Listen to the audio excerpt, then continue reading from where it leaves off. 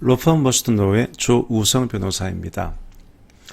자, 변호사님, 제가 고소를 했는데 경찰에서 고소인 조사받으러 나오라고 하네요.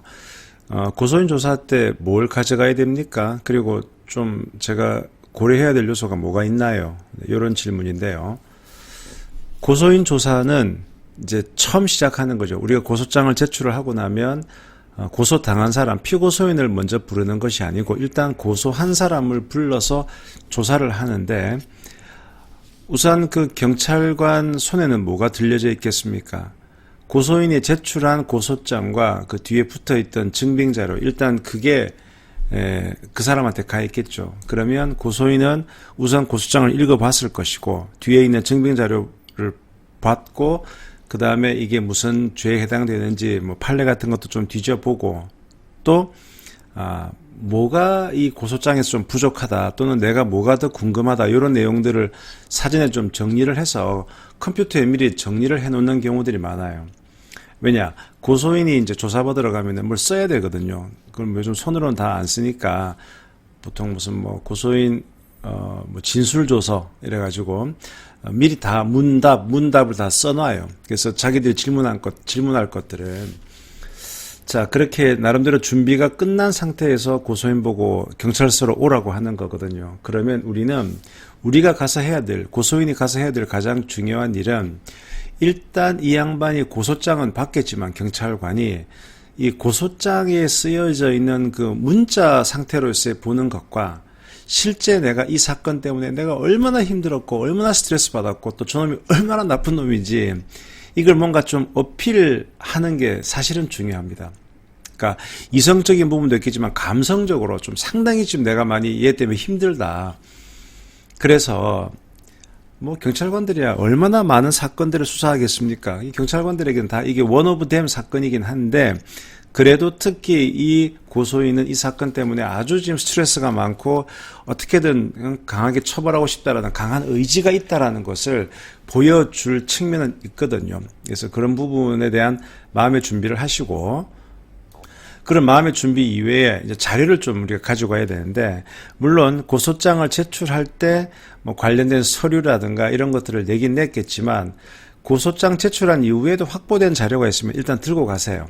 카피를 해서 들고 가시고, 낼 때 보면은 뭐 증 1호, 증 2호 이렇게 번호를 매기는데, 만약에 고소장 낼 때 한 증 5호까지 냈으면 그 다음에 들고 갈 것들은 증 6, 증 7, 증 8 이런 식으로 해서 넘버링을 해서 가져가시고요.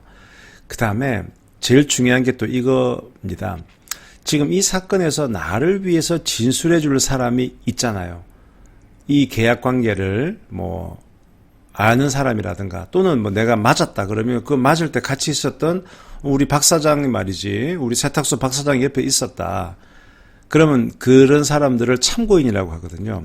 참고인을 바로 데리고 가는 건 아니고요. 그런 중요한 참고인이 있다고 하면, 그런데 그 참고인이라는 사람이 한 번은 경찰서에 가주는 게 좋긴 해요. 그러면 경찰서에 가서 경찰관이 물어보겠죠. 그 참고인 진술조서를 쓰면서 몇 월 며칠 날 이런 사건이 있을 때 옆에서 보셨다면서요. 그 보신 내용을 한번 쭉 말씀해 보십시오. 이렇게 얘기해서 원래대로 하면 참고인이 경찰서에 가서 참고인 진술조서를 쓰는 것이 원칙이긴 한데, 만약에 그 바쁜데 세탁소 경영하느라 바쁜데 내가 피해 입었다고 해서 경찰서에 꼭 와달라고 참 말하기 애매하다. 도안은 좀 달라고 하고 싶다. 그럴 경우에는 뭐 확인서를 받는 것도 좋고, 또는 그분한테 양해를 구하세요. 내가 지금 경찰서에 가는데 나중에 연락처를 내가 경찰한테 알려드릴 테니까 전화 오면 그때 있었던 일을 경찰관이 물어보시면은 좀 얘기해 주세요. 요렇게 일단 양해를 구한 상태에서 고소인 조사 때 가가지고 그 얘기를 하세요. 이 사건에서는 이 참고인이라고 할 수 있는 그 세탁소 박 사장이라는 사람이 다 봤거든요. 근데 그 양반은 엄청 바쁘고 자기도 밥 먹고 살아야 되기 때문에, 수사관님, 이게 박 사장 전화번호고 다 연락처 있거든요. 전화하셔서 한번 물어봐 주세요. 그러면 예전에는 뭐 참고인이라 하더라도 다 경찰에 불러서 이렇게 했는데 요즘은 전화로 많이 해요. 또는 본인 확인하려고 화상 전화 같은 것도 하고 막 그러거든요. 그렇게 해서 이제 경찰관이 전화를 해서 본인 확인하고 그때 뭐 이런 일이 있었던 말씀해 보세요. 그럼 그 내용을 듣고 이렇게 정리를 합니다. 그것을 수사 보고서라고 하거든요. 그러면 실제 나한테 유리한 말을 해줄 수 있는 참고인이 경찰서에 가지 않아도 그렇게 또 수사 보고서를 쓸 수 있으니까 내가 고소인 조사를 갈 때 나를 위해서 진술해 줄 수 있는 사람이 A가 있고 B가 있고 C가 있는데 그 사람 중에 이 사람은 출석 가능하고요. 이 사람은 출석은 힘든데 전화하면은 설명해 주겠다고 합니다. 이런 식으로 좀 리스트를 정리를 해서 가져가는 것도 상당히 필요합니다. 약간 우리가 고소인으로서는 이런 접근이 필요해요.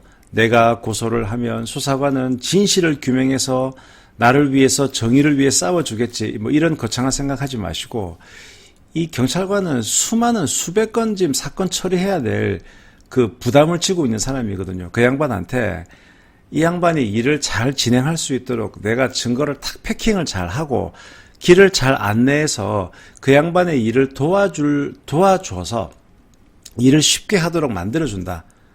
그 양반의 숙제를 내가 덜어준다.